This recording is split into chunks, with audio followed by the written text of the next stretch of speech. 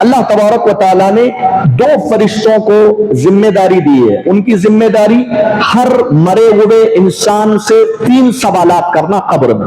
3 سوالات. من ربک, تمہارا رب کون ہے؟ ما دینک, تمہارا دین کون ہے, کیا ہے؟ من نبیک, تمہارے نبی کون ہے؟ یہ 3 سوالات 2 فرشتے مقرر ہیں کرنے کے لیے.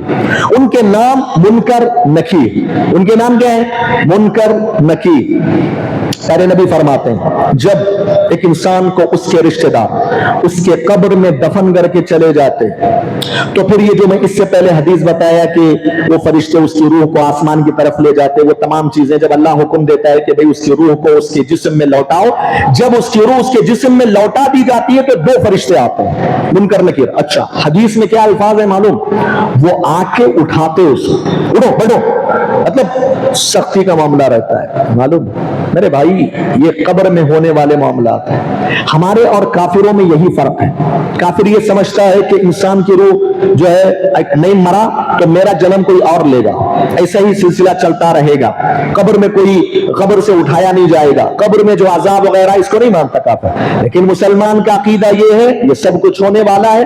2 فرشتے آتے ہیں قبر میں اس کو اٹھا کر بٹھاتے, اٹھو اٹھو بیٹھو, اور حدیث کے الفاظ بتاتے تھوڑا سختی کا معاملہ کرتے, اٹھو اٹھو بیٹھو, اس طریقے سے وہ بیٹھتے ہیں تو 3 سوالات ہوتے ہیں. پیارے نبی نے فرمایا اگر مومن ہوگا, اگر اسلام کو جانا ہوگا, اللہ کو پہچانا ہوگا, نبی کو پہچانا ہوگا تو جوابات دے دے گا.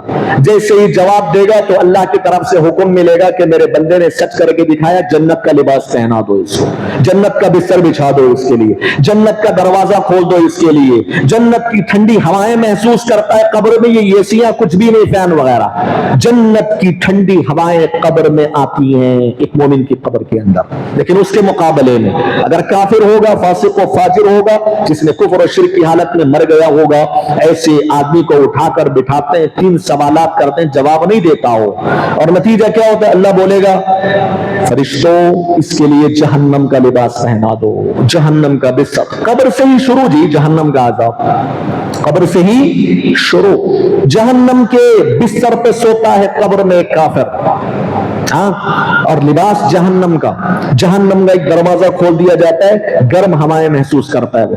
علی کل حال یہ حدیث انشاءاللہ میں یوم آخرت پر ایمان سے متعلق جب بات آئے گی تو وہاں تفصیل سے ذکر کروں گا.